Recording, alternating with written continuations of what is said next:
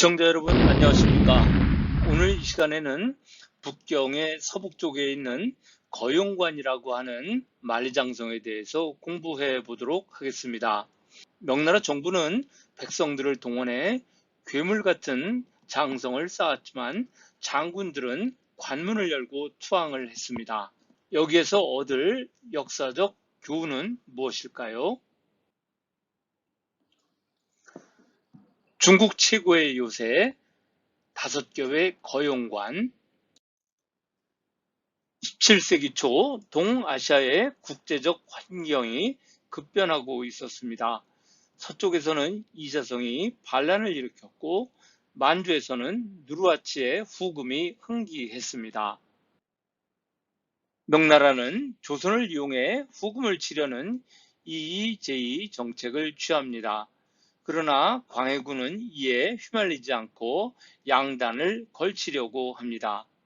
1618년 청해 누르하치가 대규모로 무순을 공격하자 명은 1619년 누르하치의 고향인 허투알라를 점령하기 위해 8만 병력을 급히 파병했습니다.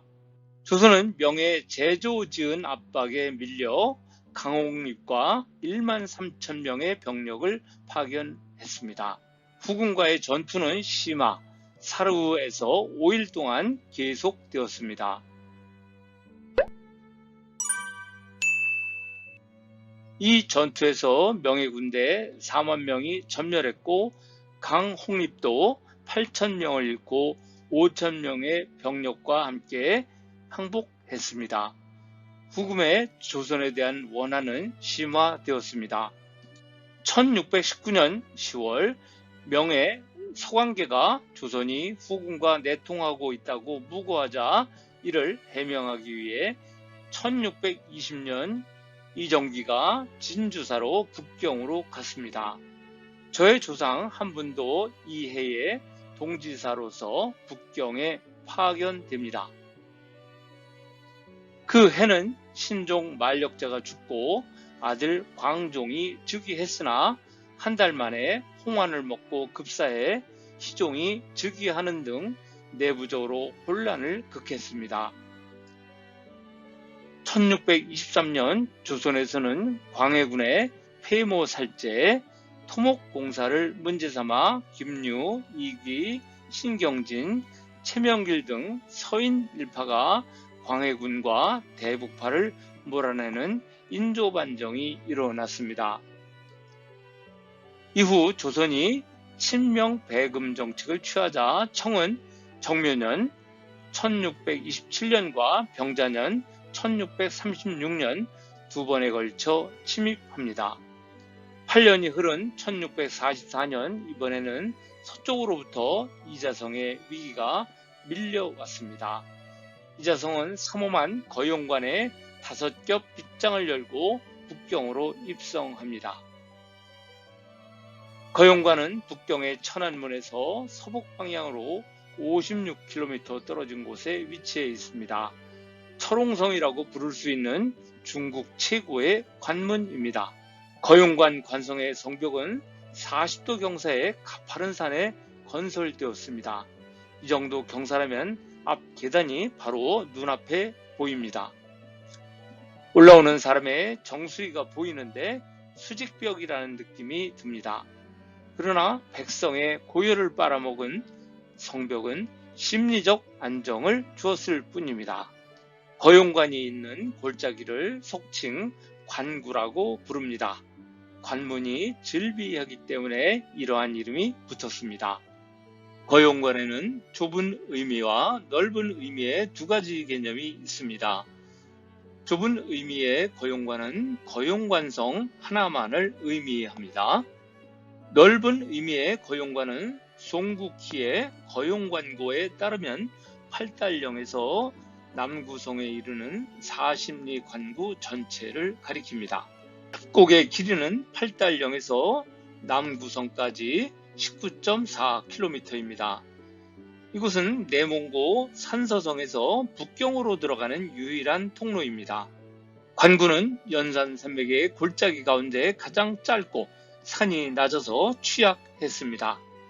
이곳을 외적에게 점령당하는 순간 북경의 안전은 담보할 수 없었습니다. 그래서 거용관 골짜기를 방어하기 위해서 다중의 방어 성벽을 건설했습니다. 명제국은 거용관 골짜기에 5개 관문을 설치했습니다. 첫 번째로 차도성, 팔달령성, 두 번째로 상관성, 거용관성, 세 번째로 남구성입니다. 이렇게 세 부분으로 구분할 수 있습니다. 각각의 성에 붙은 것은 축조연대입니다. 마치 북한강의 홍수조절댐 같습니다. 가장 먼저 만들어진 것은 중간 부분에 있는 상관성인데 원래의 거용관이 여기에 있었습니다. 춘추시대부터 있었다고 합니다. 두 번째는 가장 남쪽에 있는 남구성입니다. 세 번째는 거용관인데 현재의 거용관이 이곳에 있는데요. 거용관이 첫 번째의 그 상관성에서 이 세 번째로 이동을 하게 됩니다. 네 번째로 만들어지는 것은 팔달령입니다. 그리고 이제 마지막으로 만들어지는 것은 차도성입니다. 그리고 각 성의 직선 거리는 그림에 있는 것과 같습니다.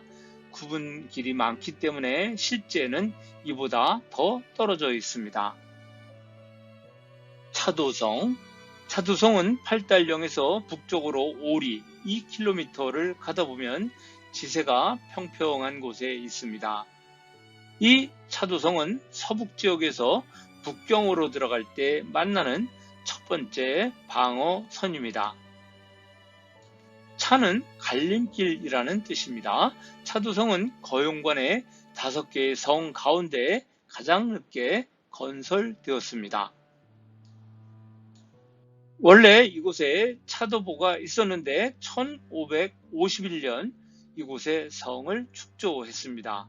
북쪽은 산에 의지했고 동쪽, 서쪽, 남쪽에 3개의 성문을 설치했습니다. 차도성은 처음에 황토로 성벽을 만들었지만 1571년에 복원할 때 황토벽을 벽돌과 돌로 감싸게 되었습니다. 청대 차도성은 상업교류의 요충지로 되었기 때문에 여관과 상점들이 즐비했습니다. 현존하는 유적지 중 남쪽 성벽의 본체가 보존되어 있고 4귀퉁이의 성대가 보존되어 있습니다. 팔달령성, 적병이 차도성을 통과해 2km를 가면 두 번째 관문인 팔달령성을 만나게 됩니다. 팔달령은 자금성에서 서북 방향으로 67km 떨어진 곳에 위치해 있습니다. 팔달령 장성은 1505년에 경략 변무대리시 5일관의 계획하에 건설되었습니다. 거용관 관구에서 축조된 순서는 4번째입니다. 그 후 가정, 만력 황제 시기에 증축하여 중요한 군사 관문이 되었고 수도 북경의 중요한 울타리가 되었습니다. 팔달령이라는 이름은 북쪽으로 연경, 동쪽으로 영령, 사해, 서쪽으로 선화, 대동으로 갈 수 있는 사통 팔달이라 붙었습니다. 팔달령 장성에는 2개의 관문이 있는데 동쪽은 거용 외진이고 서쪽은 북문 쇠약입니다. 쇠약은 자물쇠라는 뜻입니다. 팔달령 장성의 서쪽 관문인 북문 쇠약입니다. 관문 안쪽으로 팔달령 성벽이 보입니다. 동쪽 관문인 거용 외진인데 복원하기 이전의 사진입니다. 팔달령에는 거용관 골짜기에 5개 방어 거점 중 가장 많은 병력이 주둔했습니다. 명도의 장성 가운데는 거용관과 팔달령 일대의 장성이 가장 견고합니다.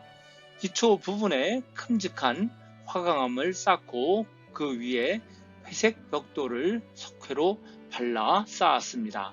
팔달령 장성은 다른 곳의 성벽보다 높습니다. 측면 벽의 높이는 평균 7, 8m에 달하며 지형이 완만한 곳은 10m에 달합니다. 성벽은 거대한 돌을 쌓았는데 내부에는 진흙과 돌을 채워 넣었고 성벽 밑부분에는 사각형의 벽돌을 깔았습니다. 하단 부분의 폭은 6에서 7m, 상단 부분의 폭은 4에서 6m입니다. 그 폭은 5명의 사람이 나란히 걸을 수 있을 정도입니다. 중국이 인구가 많다고 해도 이 수많은 돌을 다듬고 벽돌을 구워 운반하려면 그것은 백성의 피와 기름을 말리는 작업이었을 것입니다. 돌 하나에 사람 한 명의 목숨이었다고 합니다. 성대는 200에서 300m 정도마다 볼록한 형태로 솟아오른 망루 같은 것을 가리킵니다. 이곳에는 2가지 종류가 있습니다.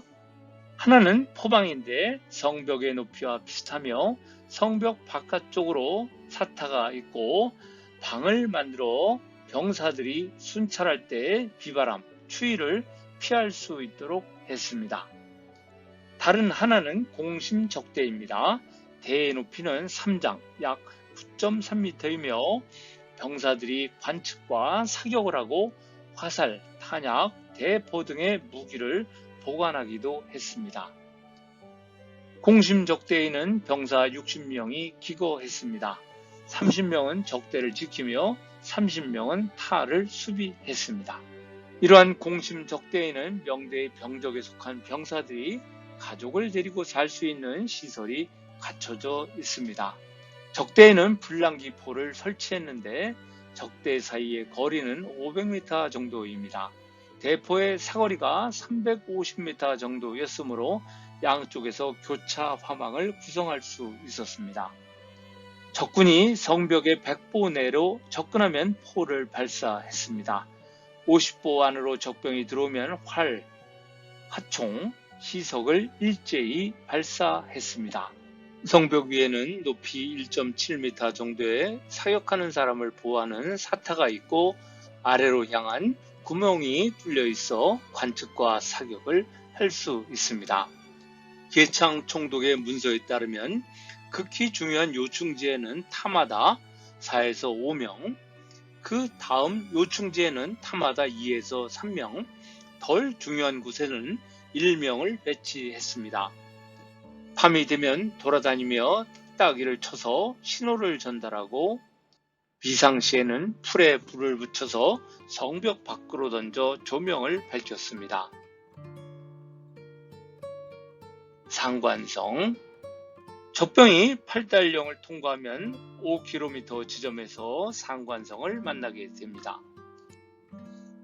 상관성은 전체 19.4km 관구 중에서 가장 좁은 병목 지점에 있습니다. 마치 댐을 건설할 때 하천에 병목 지점에 만드는 것과 같은 원리입니다. 상관성 옆에는 이 상관성을 보호하는 사람인 모양의 성벽이 있고 그 위에는 망루가 있습니다. 상관성의 지형은 문득 200의 촉돈한 구절을 상기시킵니다. 검각, 쟁령, 이최외, 일부 당관, 만부, 막계. 검각의 산세는 가파르고 험악하여 한 사람이 관문을 지키면 만 사람도 열 수 없구나. 팔달령 장성 축조 이전까지는 상관성이 거용관을 보호하는 유일한 방어선이었습니다. 그렇기 때문에 상관성의 전략적 위치는 중요했습니다. 상관성은 춘추 시대부터 축조되기 시작한 것으로 추정됩니다. 명예대장군 서달이 옛 거용관의 성에 돌을 쌓아 만든 것이 지금의 상관입니다. 길인이라고 하는 학자는 거용관의 이름은 진시황이 만리장성을 쌓을 때 시작되었는가라는 논문에서 거용관이 춘추 시대에 처음 설치되었으며 전국 시대에 이미 유명해졌다고 주장했습니다. 이 논문에 따르면 거용관의 명칭은 진시황 때보다 몇 세기 전에 출현했음을 알 수 있습니다. 명대 홍무 초기에 처음으로 축조된 거용관성은 요즘 보는 위치에 있던 것이 아니라 상관성에 위치해 있었던 것입니다. 상관이 위치한 지역의 폭은 너무 좁았고 계곡 중간에 물길이 지나가고 있기 때문에 성을 건설할 수 있는 공간이 없었습니다. 이처럼 상관성 협곡은 많은 병력이 주둔할 수 없다는 약점이 있었습니다. 전략적으로 관성을 설치할 이상적인 장소는 계곡의 좁은 지역이 아닙니다. 오히려 군사적, 행정적 지원을 가능하게 하는 공간이 확보되어야 합니다. 그래서 영락과 선덕 연간의 거용관성은 상관에서 남쪽으로 3.8km 지점의 넓은 지역으로 이전되었습니다. 방어 거점이 거용관성으로 이전된 후 상관은 점차 거용관을 보좌하는 2차 군사시설로 후퇴했습니다. 거용관성, 적병이 상관성을 통과해 남하하면 3.5km 지점에서 거용관을 만나게 됩니다. 거용관은 천혜의 험준한 협곡과 지리적 위치 때문에 예로부터 병가들은 반드시 쟁취해야 할 곳으로 주장했습니다. 선종실록에 따르면 선덕 3년 1428년 8월 거용관성과 수문을 만들었다고 기록했습니다. 관구 중에서 세 번째로 건설된 것입니다. 거용관을 보호하기 위해 관문 외곽에 성곽을 둘렀는데 이것이 관성입니다. 화살표로 표시된 부분에 관성이 보입니다. 이 지도에서는 거용관의 관성이 분명하게 보입니다. 관성의 위에는 사각형, 길이 19.8m, 폭 14.15m의 성루가 있습니다. 사면에는 타구를 쌓아서 병사들이 사격을 할 수 있습니다. 성문 위에 높이 솟아있는 성루는 적병을 관찰하고 전투를 지휘하는 거점입니다. 성루는 3층의 목조 건축물입니다. 성루의 양쪽 30에서 40m 정도에는 각각 정루를 지어서 성벽으로 연결했습니다. 계곡물이 지나는 동쪽에는 수관이 있습니다. 거용관 관성의 방어 공사에서 주도 면밀하게 설계한 것은 옹성입니다. 관성의 남쪽과 북쪽에 요자형의 옹성을 수축했습니다. 옹성은 예상되는 적병의 공격 방향인 성문 바깥쪽에 요자형의 성벽을 한 겹 더 구축하여 두 겹의 성벽을 만드는 것입니다. 적병이 관문을 부수고 옹성 안으로 들어오면 사방에서 수비군의 공격을 받는데 마치 도관에 떨어진 쥐의 형세가 됩니다. 옹성의 대표적인 사례는 가욕관입니다. 그 기능은 방어의 중심을 깊게 해서 성문의 방어 능력을 강화하는 것에 있습니다. 가욕관은 옹성 밖에 나성을 추가해서 본성, 옹성, 나성의 3중 방어 체제를 갖췄습니다. 남구성, 적병이 거용관을 통과하면 남쪽 8.8km 지점에서 남구성을 만나게 됩니다. 남구성은 거용관 관구의 최남단에 있습니다. 계곡 양쪽에 산등성이가 사라지고 탁 트인 지역에 건설했습니다. 남구성은 거용관 골짜기에서 두 번째로 빠르게 축조되었습니다. 청나라 고조우의 독사 방여 기요에 따르면 홍모 2년 1369년 대장군 서달이 돌로 성을 쌓은 것이 지금의 남구성입니다. 남북으로 두 개의 성문을 쌓고 성루를 세웠으며 동쪽에는 수문이 하나 있고 호성돈이 4개 있습니다.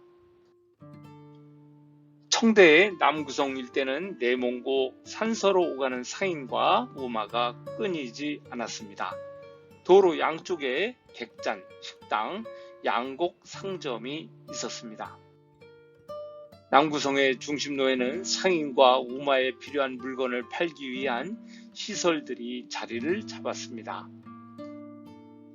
20세기 초에 남구성의 군사적 기능은 거의 상실되었지만 역참 기능은 여전히 유지되었습니다. 파란색 박스 안에 남쪽 성벽의 위치가 표시되어 있습니다. 현재는 남문과 남쪽 성벽이 남아있고 나머지 3면은 사라졌습니다. 이것은 남구성의 성문입니다. 남쪽 성벽은 현재 250m 정도가 남아있고 둥근 강돌과 흙으로 축조되어 있습니다. 현재는 이슬람 모스크, 청진사, 용왕묘 등의 역사 건축물이 남아 있습니다. 5겹의 거용관은 무용지물. 명말의 농민 반란군 지도자 이자성은 섬서성 북부 유림시의 미지연 출신입니다. 그는 숭정 4년 1631년 미지현에서 굶주린 백성들을 이끌고 농민군의 몸을 의탁했습니다. 그리고 숭정 17년 1644년 정월 서안에서 대순 정권을 수립했습니다. 그는 제국의 심장을 노리고 태원, 영무관, 대동, 선부, 거용관 방향으로 쳐들어왔습니다. 숭정 17년 1644년 3월 1일 이자성은 산서성의 영무관에서 승리했습니다. 그 후 차례로 대동과 선부를 점령하게 됩니다. 그런데 북경으로 가는 길목에 위치한 대동의 총병 강량, 선부의 총병 왕승윤 등은 이자성에게 투항했습니다. 만리장성은 자동문이었습니다.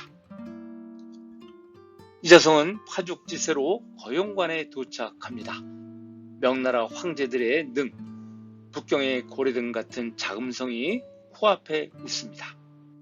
심장이 오라든 똥별들은 만리장성을 자동문으로 만들었습니다. 3월 15일 감군 태감 두지질 총병 당통은 관문을 열고 목숨을 구걸했습니다. 이런 자들을 믿고 장성을 맡겼습니다. 당시 거용관성에 배치된 관군 13,762명, 관내 관군 2,374명, 합계 16,136명이 있었는데 이들의 신분은 갑자기 전쟁 포로가 되었습니다. 명나라 장군들의 집단적 투항 현상은 그 국가와 사회가 곧 멸망할 것임을 예언하는 리트머스 시험지의 다름 아닙니다. 인간의 마음을 움직이는 두 가지 요인은 공포와 탐욕입니다. 장군들은 목숨이 두려웠고 저편에 가담했을 때 얻을 부귀 영화에 눈이 멀었습니다. 두지질 당통은 북경성에 나타나서 수비하는 장수들에게 투항을 권유했습니다. 3월 19일 아침 병부상서 장진원은 자발적으로 정양문을 열고 이자성의 부하 유종민의 군대를 맞아들였습니다. 그날 정오에 이자성은 태감 왕덕화의 안내를 받아 승천문, 지금의 천안문을 거쳐 내전으로 들어갔습니다. 숭정대는 백반을 호출했으나 오는 자가 없었습니다. 그는 내시 왕승은과 함께 자금성 뒤편에 경산으로 가서 나무에 목을 맸습니다. 숭정대는 자신의 능이 없어 후궁의 무덤에 묻혔습니다. 명왕조의 패망하는 이야기는 다음 편에서 말씀드리겠습니다.